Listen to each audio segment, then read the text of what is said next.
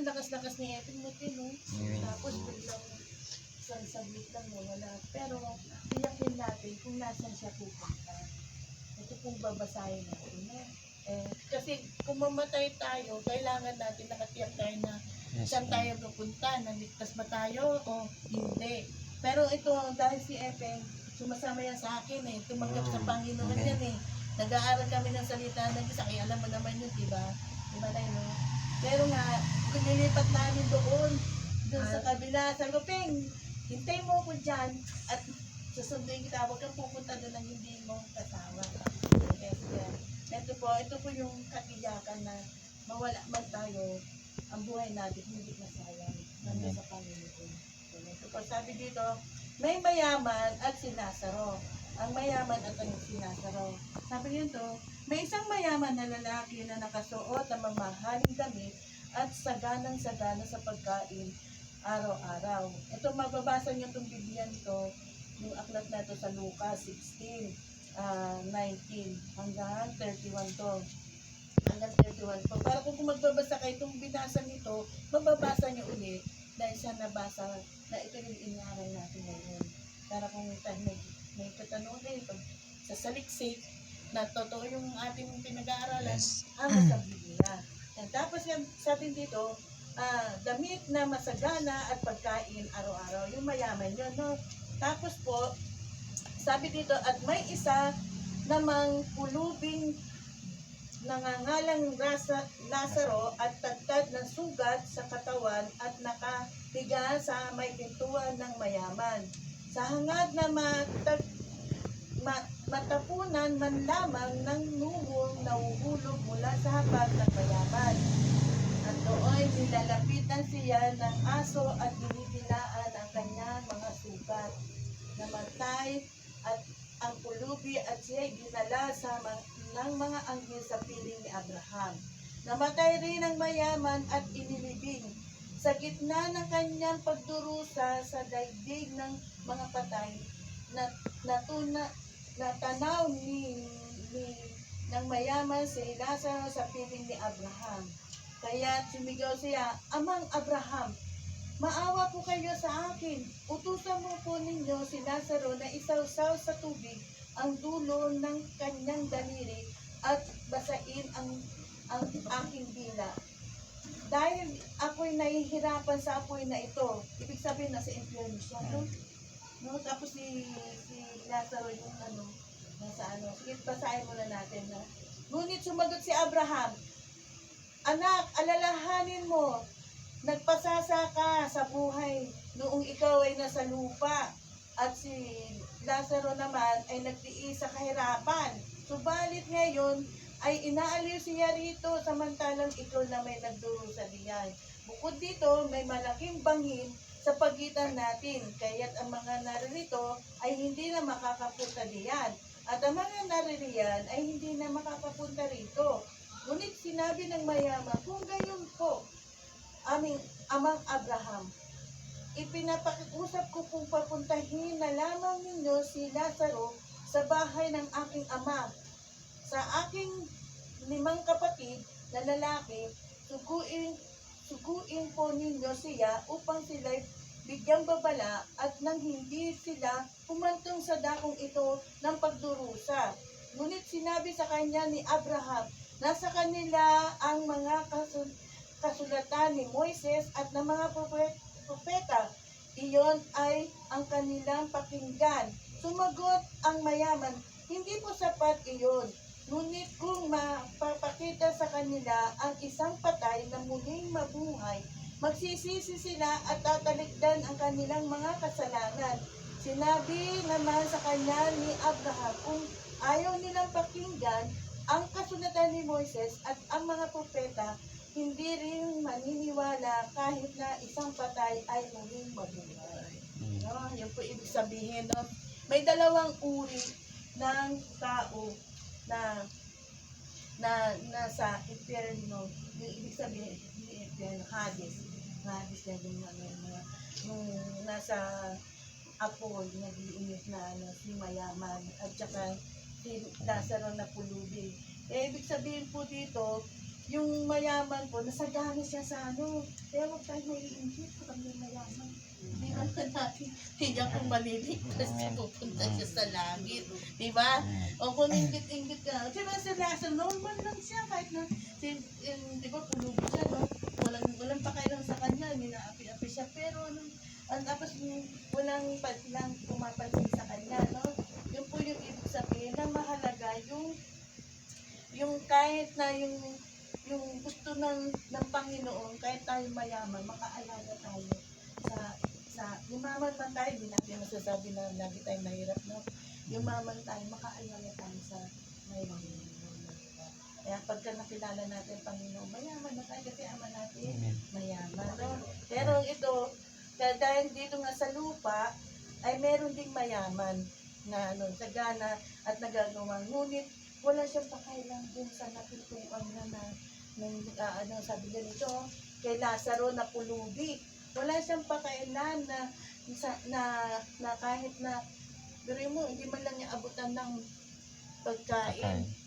Yung nando sa pintuan. Ang ginagawa pa ng pulubi na si Lazaro, inaabangan ka yung nahuhulog na mumo na iabot sa kanya bago kukuhain. Tapos ang yung sistema ba habang nag-aabang yung aso, inigilaan pa. Yung di ba parang alanong si Ethel. Ngalangaw yung sugat. Ako sabi ko, huwag yung palangaw ng sugat dyan. Sabi ko sa kanya, lada, hindi, gagamlin niya. Sabi, yung nga, nilalangaw nga, at yung dapat nakita yung kakaibahan ng yung kalagayan ng tao na sa lupa pa, na ang mayaman ay hindi siya iniintindi, no? At yung mahirap, baliwala lang sa kanya. Kaya po ito po, sabi po dito, nung namatay na sila, nung napunta na sila sa kabilang, katulad ng yung pangyayari kay Epeng, nakakatiyak tayo na, kasi kasalanan niya na, wala siyang alam sa kasalanan din. Kaya ito, si Lazaro, wala din siyang abangan niya lang pagkain. Ay, ang kasalanan, diba, naglalaklak yung mayaman dito, yung sagana nga naglalaklak, tapos kung may pera, magsusugal pa siya. Tapos nang bababae, siguro ng bisyo, no? Ginawa ng mayaman. Etong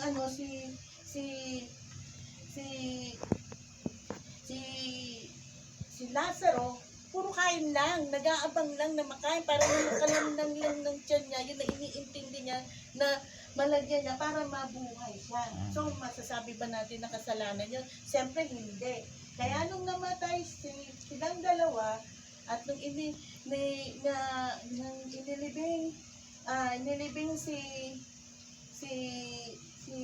yung mayaman, inilibing sa mayaman, naghirap siya, nagdusa siya, nandoon siya sa apoy. Sa apoy.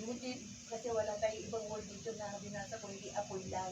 Wala tayo magdagdag ng ibang word. Kung hindi apoy lang, nandito yung binasa natin.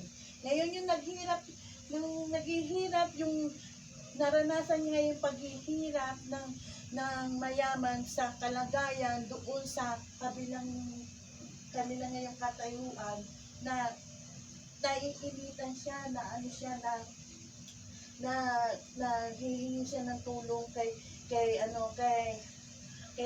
Abraham, dahil natanaw niya si Lazaro na sa piling ni Abraham, si Lazaro na inaanin na. Diba? Kaya, yung parang isinatranslate lang dito na yung reality ng buhay ni Epeng, na kahit si Epeng na nakita mo, makikita natin na malayo siya sa kasalanan. Ang advantage pa dito, si Epeng, nung sinayayaya namin, gustong-gusto niya talaga maglingkod sa Panginoon, magkinig sa Panginoon. Magaling kumantay. Nagano sayaw-sayaw yung ganyan, nagano yan doon. Tapos, tahimik lang yan. Pag may laro din siya. Ito, iniintindi na din kita, no? Nagkikijoin siya, hindi siya tumatanggi sa pagyaya namin sa kanya, na talagang gusto niya doon sa Panginoon na makapagsama siya sa amin. Ibig sabihin, gusto niya talaga na maging masaya siya. Kaya itong si Abraham ay na sinabi ng mayamang sa amang Abraham, dahil nga nagdurusa nga yung mayaman, na parang pinagbayaran na ng mayaman yung kanyang ginawa dito sa lupa na mga sagana dapat ipinagkaloob sa nga gawin niya sa kabutihan. Hindi pinasagana niya yung no?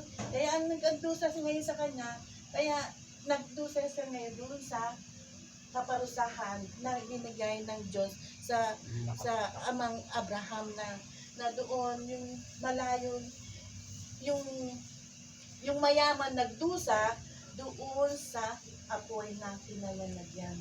Ngayon alam niya yung pakiramdam na nahihirapan siya ngayon doon sa sitwasyon na yon na kanyang nararanasan. Ngayon nung pagtingala niya, nakita niya si Lazaro na kasama ni Abraham na inaalin. Kasi ngayon hirap na binanas na dito. Tapos ngayon pinapadama ngayon ni Abraham na sa feeling mo nandito ka na, masaya ka na dito, ligtas ka na, safe ka na dito. Ngayon yung nagpapakaligaya dito sa lupa, siya naman ngayon naghihirap doon sa mano. Ibig sabihin, may dalawang patutunguhan. No? Nagtungo yung masasamang ginagawa mo dito sa lupa na hindi nakakalugod sa Panginoon, meron doon sa apoy pupunta. At yung mga hindi gumagawa ng kasalanan, siya yung pinagpapala ng Panginoon.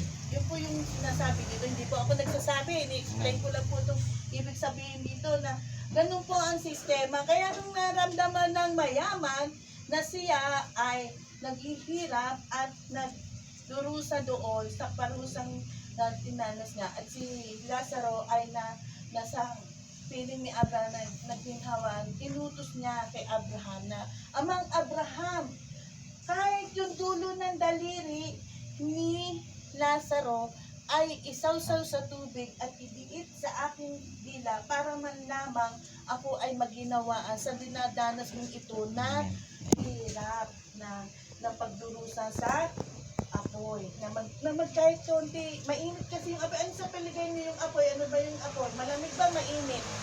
Diba mainit?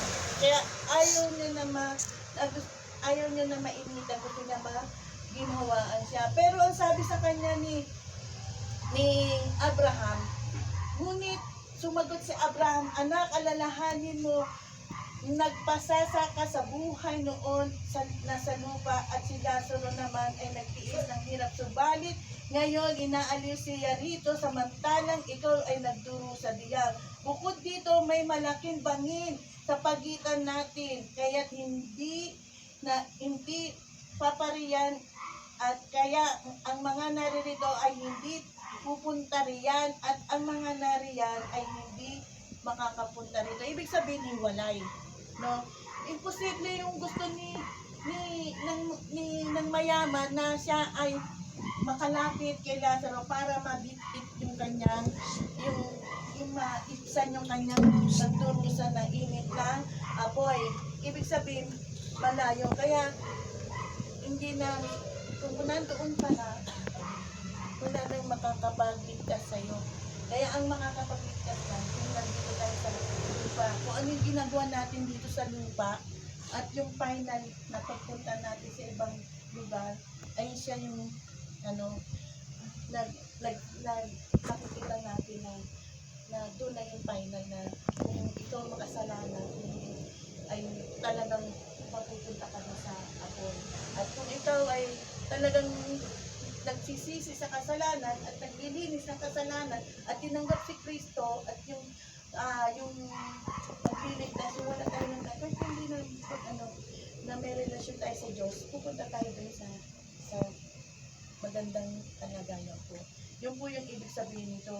Ngayon po, sabing ganon, siyempre, ang dito yung division na hindi sila magkalayo sila, no? Ngayon, maalala ngayon nung nagdurusa sa apoy, yung kanyang mga pamilya. kamag-anak niya. No, diba? Yung kamag-anak niya, yung kanyang ama. Kaya kung gano'n hindi magagawa sa akin, sabi nga ang pagkakataon dito sa para tayo hindi mapunta sa impyerno o doon tayo mapunta sa langit, dito pa lang sa lupa.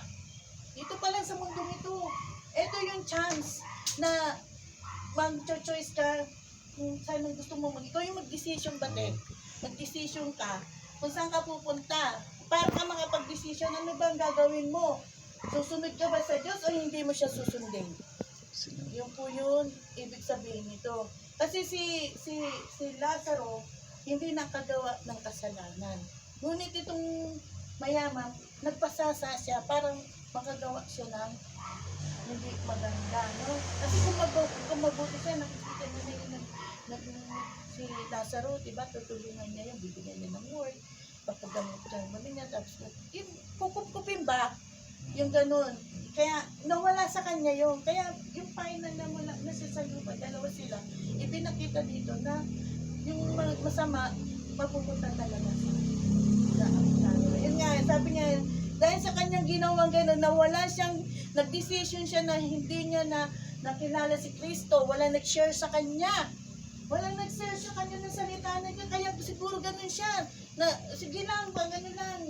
Sagana nga walang walang nagpahayag. Ngayon, mapalad tayo ngayon. Ngayon, dinala itong salita na ito, nag-share sa inyo. Ako, nag-share sa inyo. Dahil ito yung kalooban ng Diyos, hindi ko yung kalooban ko, kung hindi kalooban to ng Diyos. Na marinig nito, na kung saan tayo